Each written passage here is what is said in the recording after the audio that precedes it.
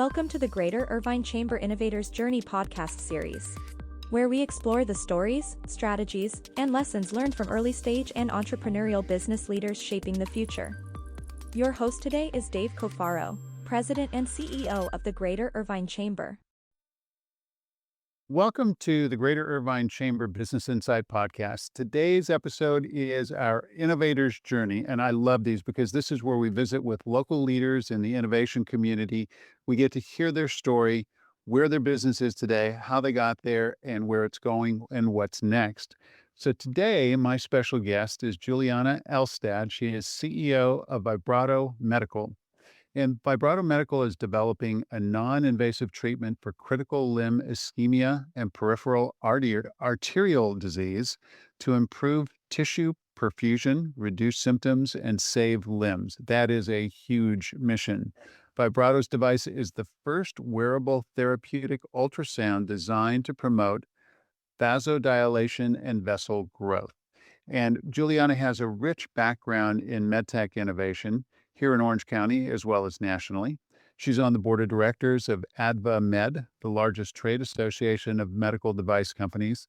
And she's also been on corporate boards of public and private healthcare companies and advisor to universities on healthcare innovation and a reviewer with the National Institutes of Health on small business grants. Juliana, thank you so much for joining us today. Nice to be here. So I always like to start out by hearing about your motivation. What was it that compelled you to just sort of take that motivation and combine it with ideation to build a company? So would you share a little bit about your story? Because it's really a personal story and very compelling. Well, thank you for that question, Dave. And over the years, I'm often asked, where does your motivation come from and what is your history and where you come from? And especially by now, you probably picked up that I have an accent. And over the years, my answer to this question varied. Sometimes I say I come from a country that does not exist anymore. And sometimes I can even joke I'm a spy because I went to diplomatic college in Russia, which is conveniently located across the street from KGB school in Moscow. And of course, when I'm in Europe or in Japan, I say I'm from the US because I've been here for 25 years. But while all of this is true, I think we all come from one place, which is called our childhood. And for me, I'm the first child in a family. And for as long as I could remember, I always wanted to have a sibling. And so when I was nearly 7, my sister Veronica was born. And at first, everything seemed normal. But over time, it became clear that Veronica had serious health challenges. She was slow to walk, slow to speak. She looked like an autistic child. And her speech issues were paired with intellectual disabilities, mood swings, sometimes obsessive compulsive behavior. And this changed everything for our family. Doctors could not agree on diagnosis: autism, schizophrenia, dementia, speech impairment, you name it. And my parents tried everything that they could do, and nothing worked. So my mom had to leave her promising career as a computer scientist in the Soviet space program and became a full-time caregiver. And my dad, who became a sole provider, felt a lot of pressure to keep his career moving. And watching my parents try everything for my sister made me want to find solutions too. And that's why I ended up in medtech. Through my professional network, I met with top neurosurgeons and neurologists who reviewed Veronica's MRI, CT scan, medical records as a personal favor. And while they finally gave me the answers of what was wrong with her, there was no solution. And Veronica passed away several years ago at the age of 33. And that experience cemented my love for medtech. And I'm forever grateful for this experience. And so for me, medtech is deeply personal. And I see often Veronica's face in the patients I work for. And she taught me to look at everything through patients' eyes and gave me invaluable perspective. And so many topics we talk about in medtech became real for me. When people talk about undiagnosed or misdiagnosed disease, Veronica's diagnosis varied based on the doctor or clinic you talk to. And it felt like being stuck in the darkness, not finding your way out. And that's what I feel when I hear undiagnosed patient or disease. Complex patient's journey. Another thing, navigating different doctors and clinics with my sister made me appreciate how winding patients' care paths could be and how important it is to properly position new medical technologies to reach the right patients. High unmet clinical need. This is the phrase that is often used in healthcare reports. It reminds me how we looked everywhere for a solution for my sister, from acupuncture, Chinese medicine, to neurosurgery of Cleveland Clinic. Some patients just don't have a solution, and that's what I think about when I hear high unmet clinical need. The burden on caregivers. My mom had to abandon her promising career, and this is a choice so many caregivers have to make. One could probably never truly estimate and capture all the consequences of poor health. Health equity, I personally firsthand had to witness the gap between rural and urban care and how disparities can cost people's lives. And finally, the urgency. As I mentioned, my sister passed away. The therapy for her condition has not been developed yet. And it forever reminds me that some patients just don't have time. Thus, if you have a solution or even a hint of a solution to a medical problem, it's a responsibility to explore it and bring it to patients as soon as possible. So through my experience, I ultimately believe that there is nothing more important than health, not money, not power. And there is an old saying that a healthy person has 1,000 wishes. A sick person has only one. And this is my why. And this is why I do what I do. And it lives in every decision I make. And in medtech, the industry that I've been part of for more than 20 years, I've met other people who had the same personal motivation as is mine. So it always starts with the why, and you have a truly deep and personal why. And I love the fact that when you're talking about high unmet clinical needs, there's no solution. And then you added yet. And it's that yet that compels you and compels others to keep doing what you're doing. So, what a great way to lead into this conversation about your current endeavor. So, tell us about Vibrato Medical. What is your company developing, and where are you in the development journey? So Vibrato Medical is a medical device company. We are developing non-invasive wearable solution, a technology that would improve chronic limb-threatening ischemia. In plain English, it's patients who do not have good blood flow to their legs. And as a result of that, they have chronic pain, which is very severe.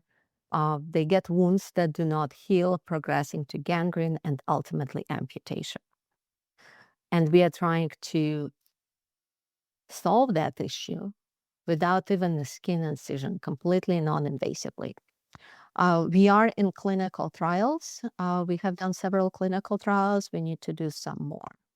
But this is the promise of the technology. And that's amazing, though. There's nothing like this today, right? Nothing that's wearable and truly non-invasive to treat this kind of condition. Correct. The current treatments, whether it's stents, balloons, or surgical bypass, are all invasive treatments. There is relatively high rate of repeat procedures for all these treatments. So if patient even goes through that, it's not a guarantee. Up to 20% of these patients do not have even those invasive solutions. They're literally called no option patients by doctors and in clinical literature, and their only option is amputation. So we are trying to solve that. Amazing. So, building a new company, even if it's not something that's going to change lives like yours, but building any new company has its challenges. Would you share some of the biggest challenges that you've had so far with Vibrato and kind of how you've navigated them, Juliana? There are always challenges with every startup, as you pointed out. Totally agree. Especially in medical technology. The first thing, it takes time. We appropriately want safe and effective medical technology, but it takes time to prove it in multiple clinical trials, takes a lot of effort, which means a lot of money. So fundraising is a common theme for all innovative meta companies. And I wouldn't be honest if I say that that is not one of the challenges. Um, it helps to put a compelling story together. It helps to have some evidence and explanation why we believe it works. But it also is important to find the right investors who are willing to take that risk with us. Another challenge for medical technology companies is reimbursement. Medicare was developed in the 60s. Sometimes those laws have not been updated, and those rules are not optimal for home-based non-invasive technologies. Some CMS representatives would openly say they cannot reimburse digital technologies because it's not part of the charter. Because in the 60s, nobody thought about digital medical technologies, right? So, but we are making progress. I think that's why I'm proud of my work through AdvaMed to represent the medical device industry with legislation and politicians and administration. So important. Advocacy is one of the things that we focus on here at the Chamber, and being able to align legislation with reality is critical. It's wonderful that you're doing that. You talked about funding. We know how important that is for any med tech company, any company really. So, what's been your experience with raising funds so far? And what advice would you give other founders that are going through this same experience, looking for the funds to keep their company going? So that's a very good question. We have raised Series A in the past. We also raised a lot of non-dilutive financing. We are going through a process of raising the next round of financing right now, which we cannot really talk much about. But what helps is surrounding yourself with the right people. Um, at Vibrato, my chairman of the board is a well-known veteran in the medtech space. He he and I joke that he sits on the board of only two companies in Orange County: Edwards Life Science and Vibrato Medical. So, um, and I think having the person who has done it before, who can be your partner, who can be your advisor, and is willing to help you to move things forward is very helpful. One of the things that I hear from a lot of founders is they didn't realize when they started the company, they had a great idea, they wanted to build it, but they didn't recognize that founder actually translates to innovator, marketer, fundraiser, more fundraising, more fundraising, more fundraising. And they thought, I've got this brilliant idea, I'll just put it out there. But they recognize they're continually out shopping for capital, and it's just part of the challenge. So, yeah, I like what you said, Juliana, about being clear in the story, especially when, it's something that's complex. You said it at the beginning when you translated and said, "In common English, here's what this means that our company does." And being able to distill it to just a really clear message is super valuable. So as the CEO, you set the tone for your company. how do you sort of cultivate an innovative and resilient team culture because things are always changing, always in motion? I think you do it by example. I think if you just go and talk about it, it's not authentic and people can see it. But if they see it in your actions, in your attitude, it becomes captivating and people want to help you. And it goes both ways, right? Like, so if someone is really excited and wants to put time and effort into something, you want to help that person. And that goes for the company as well. When we focus on innovation, we really, all our company as a startup is innovation, right? Like we know that we are not on the easiest journey, that things will happen, but the only thing we can do is keep solving these problems. That's the only way forward. Keep focused on the mission. Exactly.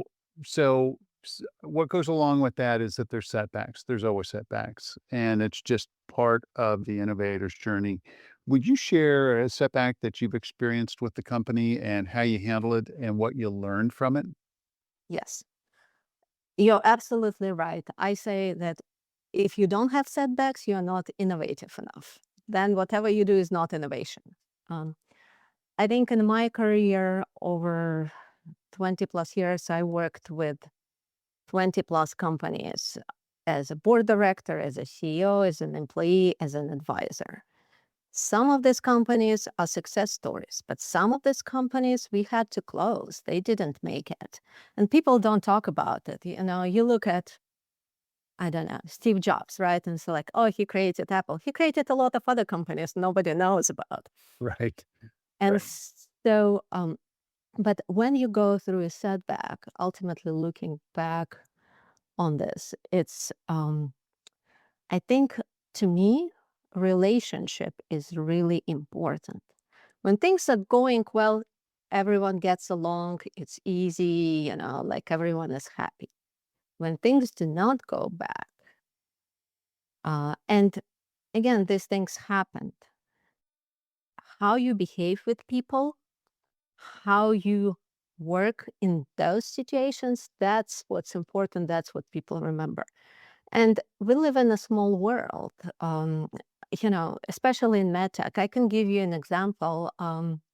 When I was looking for VP of Clinical Affairs for Vibrato, I had several candidates, and one of the candidates, I never met her, but I looked at her resume and I saw the company that I knew the CEO of that she worked several years ago at. And even though I have not talked to that person for like 5, maybe even 10 years, I just texted him and said, like, I need to talk to you. What do you think about this person? And he immediately gave me all the pluses, some things to watch out for, and great feedback. And again, this is what happens because when you go, and it's a roller coaster, right? You go through ups and downs, but how people behave in those downtimes is much more telling than when you have immediate success stories. Yeah, so true. The saying that what doesn't kill you makes you stronger, but it's the way you show up in those challenges that really shows what someone is, yeah, kind of the true nature. And that's where leadership comes in. That's where, really sort of recognizing that setting the tone is part of what you do. And people read you, they're watching you all the time, not in a KGB kind of way, but in a just an observance kind of way to see how you react to things. So I think you make a terrific point. So what's next for Vibrato Medical? So the next is we need to do a large national clinical trial. And so that is to really get to FDA approval. So we need to do, after our fundraising, the national clinical rollout. And that's what we're looking forward to. Fantastic. So to wrap things up in closing, What's one piece of advice that you can share with our listeners that you wish you would have received when you were starting out?